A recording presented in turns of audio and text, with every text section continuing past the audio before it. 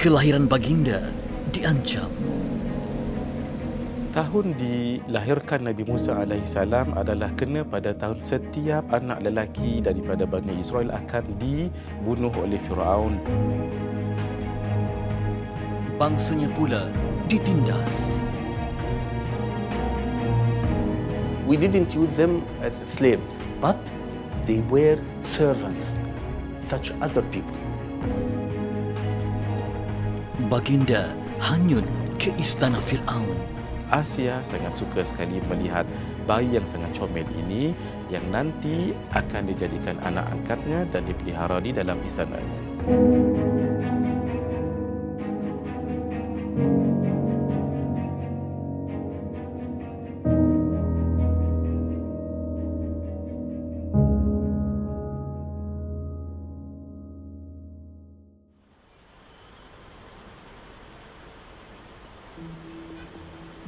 Sungai Nil membelah kota Kahirah, ibu negara Mesir.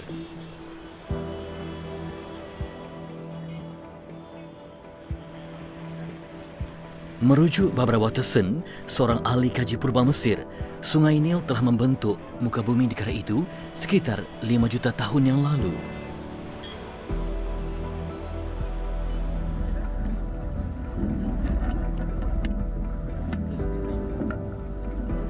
Sejak zaman dahulu, sungai Nil berfungsi dalam membina ketamadunan Mesir. Sebagai contoh, sungai ini digunakan untuk membawa batu-batan yang besar untuk membina piramid bagi realisasikan impian Firaun. Saat ini ia masih teguh berfungsi sebagai medium utama pelancongan, perikanan, pertanian dan juga pengangkutan. Ternyata, Nil nadi penting dalam membina tamadun unggul Mesir yang bersejarah. Nil antara sungai tertua di dunia. Ia lebih awal mengalir di negara ini sebelum kerajaan Mesir purba membentuk dinasti mereka. We have only the Nile in Egypt. The Nile in Egypt had about 14 branches. Now we have two only. Musim berlalu, masa berganti. Dari 14 cabang, kini Sungai Nil hanya tinggal 2 cabang sahaja. Dinasti silamnya menyembah dewa dan berhala, hinggalah lahir rasul pilihan menyeru mereka mentauhidkan Allah yang Esa. Kelahiran baginda diancam Firaun Durjana. Setiap bayi lelaki ditamatkan riwayatnya.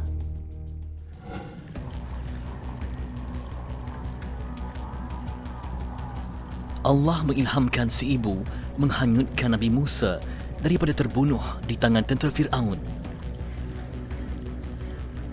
Dipercayai baginda hanyut di salah satu cabang Sungai Nil hingga masuk ke pekarangan istana Firaun sendiri.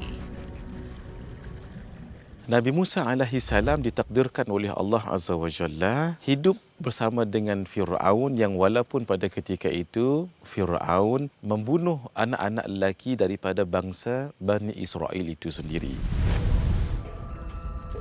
Mimpi dibakar api dari Baitul Maqdis menatijahkan hukuman mati setiap anak lelaki Bani Israel di Mesir.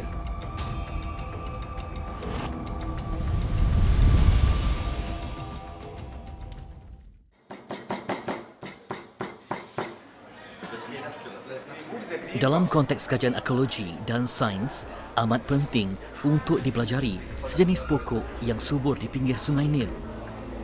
Papyrus, tumbuhan suci masyarakat Mesir purba. Why people believe that is very sacred, you know? Because you can see this papyrus plant, the symbol of flower Egypt, ancient time, and lotus flower, lotus flower, the symbol of Upper Egypt. So it's, as I told you, it's a holy plant in the ancient time. Pada zaman dahulu, ia digunakan untuk membuat seperti bekas ataupun raga, tempat persembahan raja, untuk membuat seperti sandal, topi dan sebagainya. Papyrus, khazanah dari tebing Sungai Nil.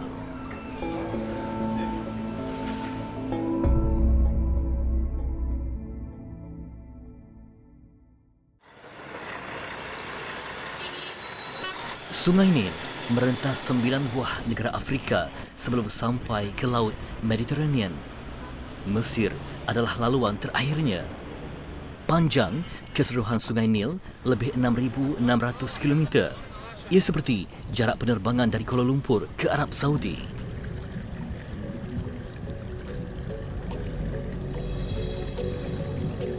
Saya menyusuri cabang Sungai Nil menuju ke Pharaonic Village atau perkampungan Firaun yang dibina semula bagi menggambarkan kehebatan tamadun Mesir purba, terutamanya di era Ramses II. Sepanjang laluan, tebingnya dipagari tumbuhan hijau serta pohon papyrus. Ia mensahirkan kesuburan bumi Mesir yang diwarisi hingga hari ini. Sungai Nil, nadi kehidupan yang bercerita kepada manusia melalui suara sejarah.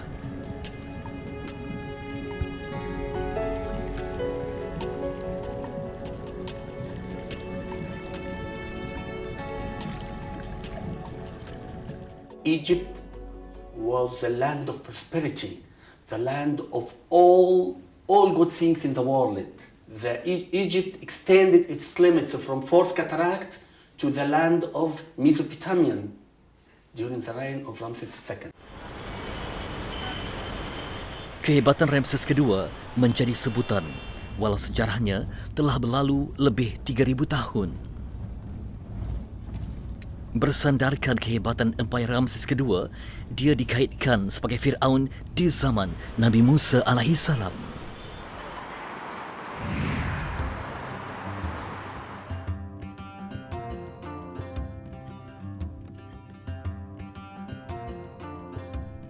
Dunia mengetahui papyrus antara penemuan menakjubkan yang ditemui di Mesir.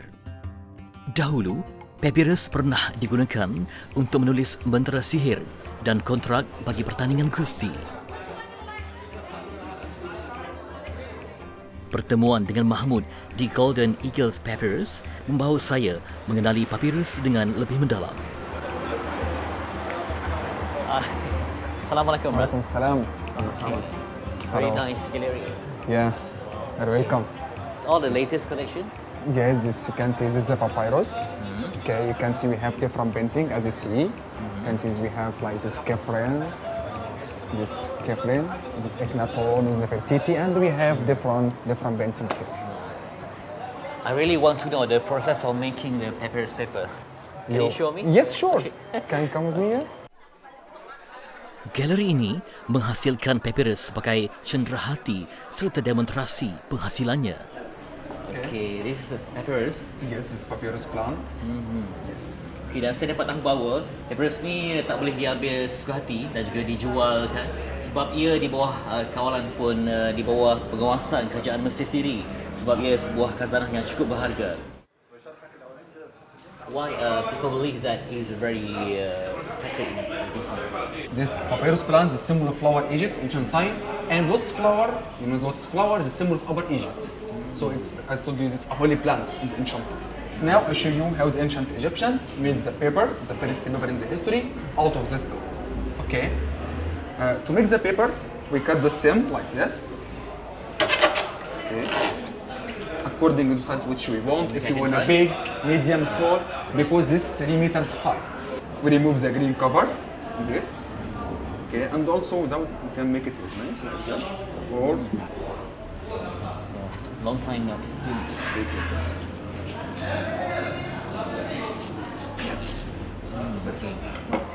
okay. But it's very strong. Yes, this is very strong.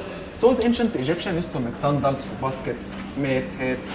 Yes, because you can see it's very strong. But to make the paper, you have to use the inner part, the white one. This part, you can see, breakable. Because it contains amount of water and the sugar and some tough fibers. To make it flexible, we have to break the fiber. Inilah proses untuk kita keringkan, keluarkan air daripada pun batang pokok papyrus ini. Ada air, ada gula. Kerana yang penting untuk menghasilkan kertas ialah gentian yang ada pada batangnya. Okay, jadi dikeluarkan. Ini cara tradisional. Then we put it in the water. Okay.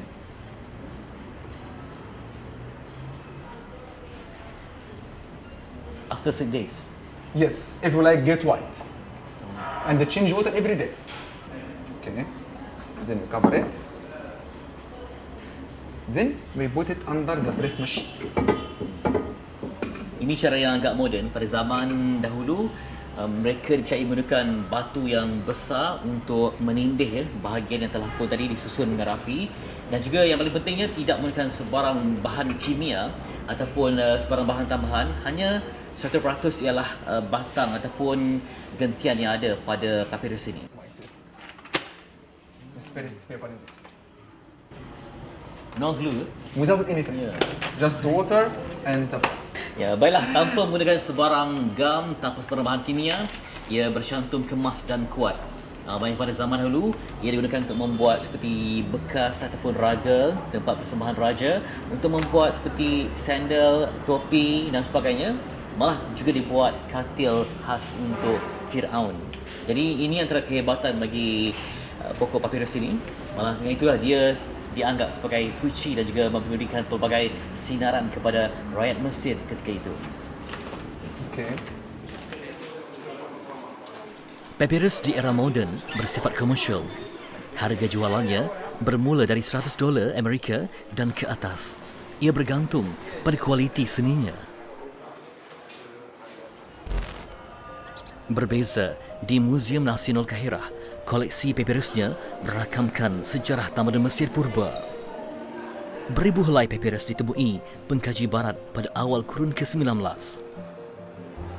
Helaian papirus tertua dikatakan berusia 5,200 tahun, milik Raja Dinasti pertama Mesir purba. Oleh itu, tamadun Mesir lebih awal menghasilkan kertas berbanding tamadun Cina.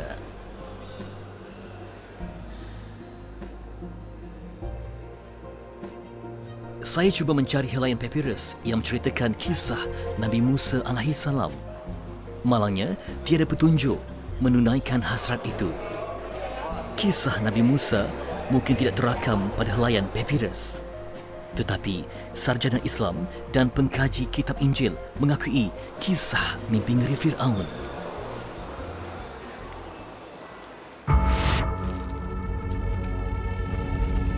Tafsiran mimpi itu menandakan seorang anak lelaki Bani Israel akan mengambil alih takhta Fir'aun. Itulah yang menakutkan Fir'aun sehingga nanti Fir'aun membuat satu perintah yang sangat menakutkan perempuan-perempuan Bani Israel yang ada di Mesir ketika itu. Setiap bayi lelaki dibunuh tanpa secebis simpati.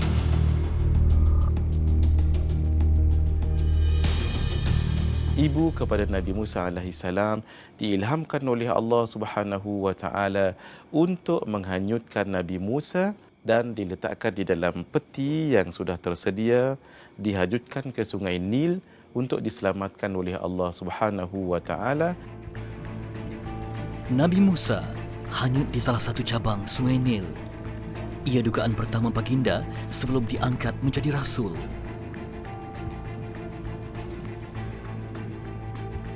Ada yang mendakwa baginda diletak dalam kerajang papirus.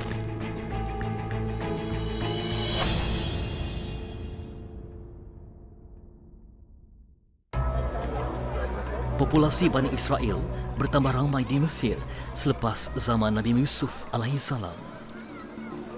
Menjelang kelahiran Nabi Musa alaihissalam pula, kehidupan Bani Israel semakin ditindas akibat mimpi sang Fir'aun. Bayi lelaki dibunuh tanpa rasa belas, sementara kaum lelaki dijadikan pekerja membina piramid, istana dan patung-patung gergasi sekitar Mesir. Kisah hidup mereka terakam dalam kitab suci Al-Quran.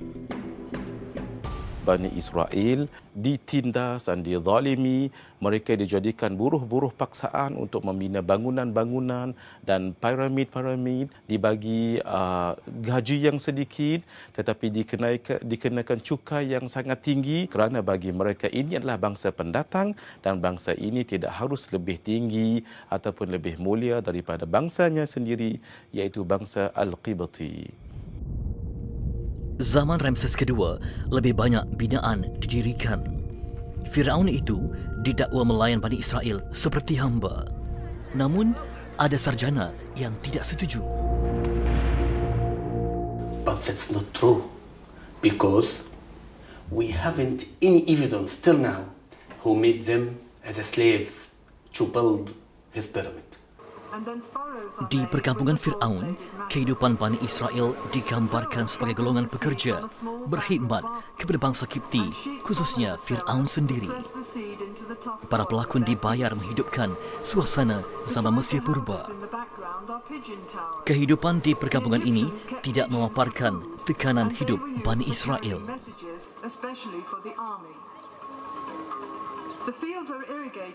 We must separate from slave and servant. Servant, he took his salary, he took his all prosperity which he need.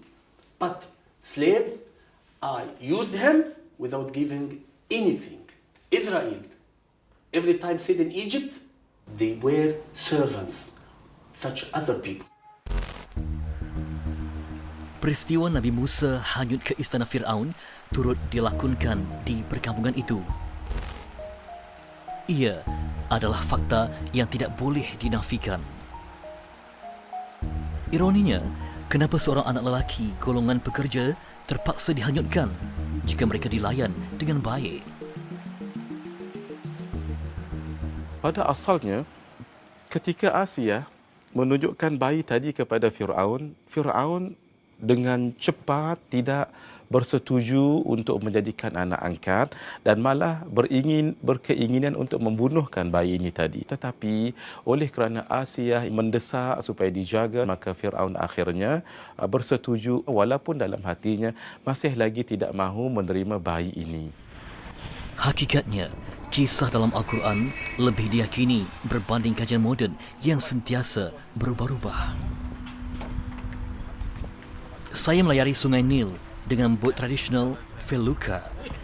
Kisah Nabi Musa AS menyerap kesanubari tatkala berada di dada sungai bersejarah ini. Asiyah isteri Firaun berjaya memujuk suaminya, tetapi dia gagal menenangkan Nabi Musa yang menangis kelaparan. Baginda menolak susuan ibu-ibu yang dibawa ke istana ketika itu. Maka akhirnya ada seorang perempuan yang ketika Masya Allah menghampiri Nabi Musa dengan lahapnya Nabi Musa menghisap susu daripada badannya, dan sebenarnya perempuan ini adalah ibu Nabi Musa sendiri. Begitu indah perancangan Allah ke atas ibu dan anaknya. Keindahan mega merah mencorak langit senja ketika saya di dada Sungai Nil tidak setanding kesempurnaan takdir Allah terhadap Nabi Musa bersama ibu baginda.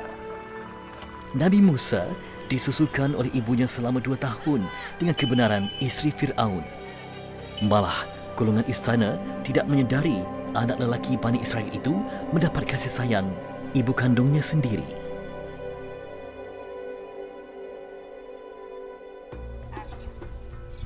Berada di Pharaonic Village atau perkampungan Firaun, saya mencerap pelbagai maklumat. Dinding adalah lakaran sejarah dinasti Mesir purba. Tulisan hieroglif terpamer sebagai luahan minda masyarakat ketika itu. Sayangnya, kisah sedih pembunuhan anak-anak Bani Israel tak dapat dibaca sebagai rujukan umat, melainkan mereka yang keluar mencari ilmu dan kebenaran. Runtuhan dinding ada kalanya melenyapkan sebuah cerita, namun tidak bagi cerita yang termaktub dalam Al-Quran. Ia kekal sepanjang zaman. Walau dibesarkan dalam istana, Nabi Musa AS lebih gemar berada di luar bersama kaum Bani Israel.